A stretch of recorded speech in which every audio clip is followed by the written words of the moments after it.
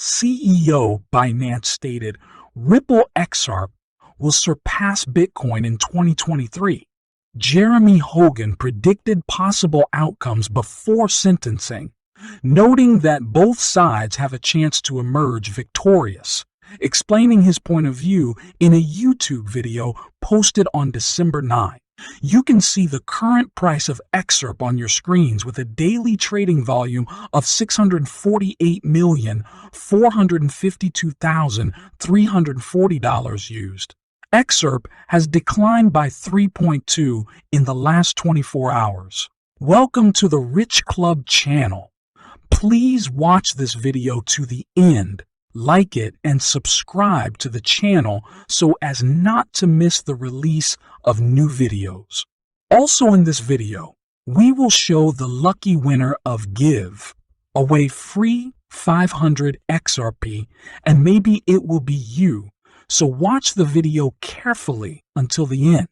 According to the theory of technical analysis, it is believed that the triangle is a trend continuation figure. However, given that this is a descending triangle, not an ascending one, we can conclude that the probability of the continuation of the uptrend is not very high. If XRP breaks through the red line, then the price is likely to go up again. At the same time, the first target will be the level of 28 cents, the previous peak from August 23. The second target is the 33 cents level, the top of June 20. The final goal will be the 42 cents mark, which was reached on May 17. At the moment, there has not been a real breakthrough of the red resistance line yet, and therefore it may be necessary to refrain from buying. Only on a real breakdown of the resistance will the purchase transactions be justified. Satoshi Nakamoto, the mysterious creator of Bitcoin, and the architect of the new digital economy, knew about Ripple 13 years ago, in 2009. This was discussed in a video by Crypto Airy, a well-known blogger in the XRP community. Someone thought I was crazy and asked, Yike comments, how in the world Satoshi could have talked about a pay-enge Ripple in 2009. Please research Ryan Fugger and Ripple Pay. This opinion was confirmed by Ripple's technical director, David Schwartz. Yeah, Ryan Fugger didn't have the technology to create decentralized assets. So instead, he built a decentralized system consisting of multiple centralized assets that could interact. Ripple as a decentralized payment system was invented by Fugger back in 2004 and was called Ripple Pay. Over time, Fugger passed the concept on to Chris Larson and Jed McCaleb, but that's another story. According to Schwartz, Ryan Fugger at that time did not have the technology to create decentralized assets, so he built a peer system consisting of interacting centralized assets. This is indirectly confirmed by Fugger himself, who stated on his Twitter account back in 2016 that his Ripple never had XRP, and the idea did not belong to him. My Ripple has never had XRP, not my idea. Feel free to ignore it.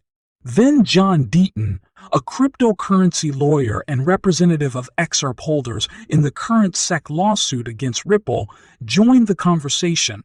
Responding to Schwartz's comment, Deaton said that it was for this reason that back in 2014, the U.S. Government Accounting Chamber described XRP as a virtual currency used in a decentralized payment system called Ripple. In his first forecast, Hogan noted that Ripple could win if the final decision states that XRP was not sold as a security. He noted that the reason for the forecast was Ripple's lack of legal obligations to the buyer of XRP. According to Hogan, the first option, and why I think Ripple will win, is that it had no legal obligations to XRP buyers after the sale. No after-sales obligations. In other words, there can be no investment contract without investment. He also mentioned that Ripple can win based on In his second forecast, Hogan warned that despite public opinion that Apple could win the case, the company has a significant chance of losing the lawsuit. He noted that the probability of losing Ripple is almost 30. He suggested that the judge could rule in favor of the SEC if the evidence that Ripple used XRP sales to create its cross border payments business seemed convincing to her. The only thing the SEC has done a good job of in its previous summaries is outlining all the statements, emails, and YouTube videos of various Ripple employees talking about the price of XRP. I mean, they've had 8 years of work. Judge Torres will review all of these statements and may, with the SEC, Hogan added. In addition, Hogan noted that if Ripple loses the case, the company will be able to withstand the financial storm that may follow after a negative outcome. In fact, Hogan said that the case could end in a draw, noting that there is a 19.1% chance that the judge will not be able to rule in favor of either side and divide the child, as in the parable of King Solomon.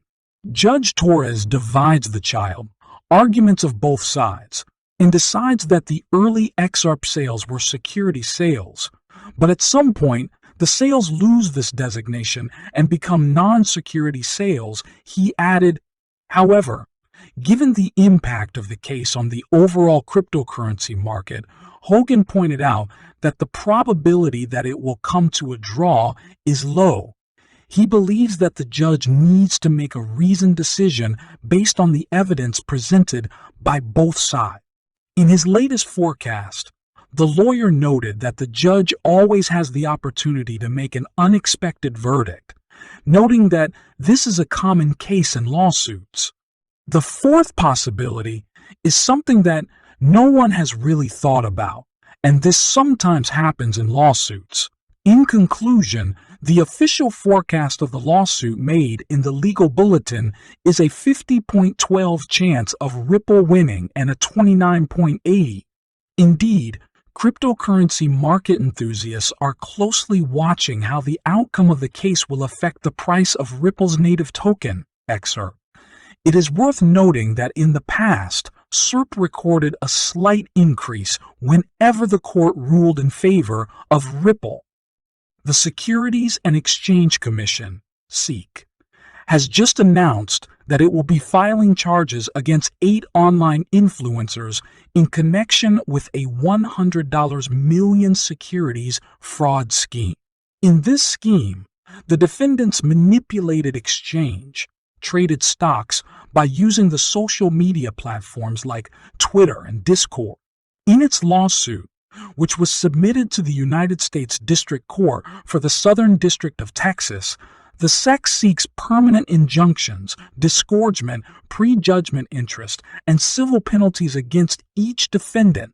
The SEC specially mentions Stefan Hervatin, who goes by the Twitter username AhmadBak, as apart from facing the above charges, he will also be barred from trading penny stocks in the market. According to the SEC's official announcement, 7 of the 8 defendants advertised themselves as accomplished traders and amassed hundreds and thousands of followers.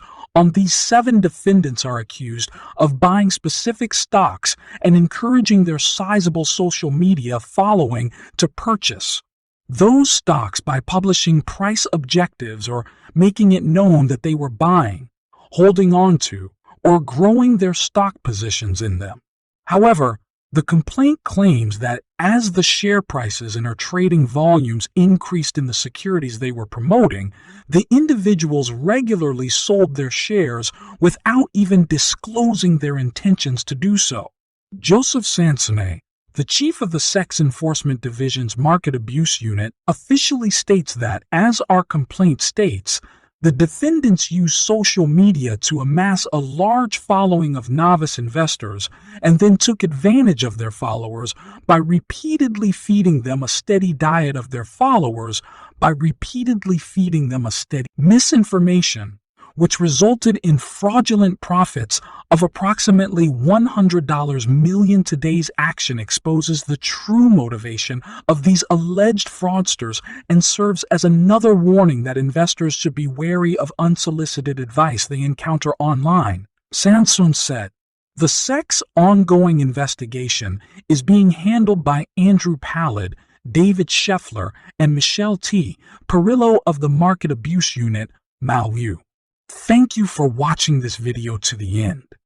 If you liked it, then don't forget to like and subscribe to the channel so as not to miss the release of new videos.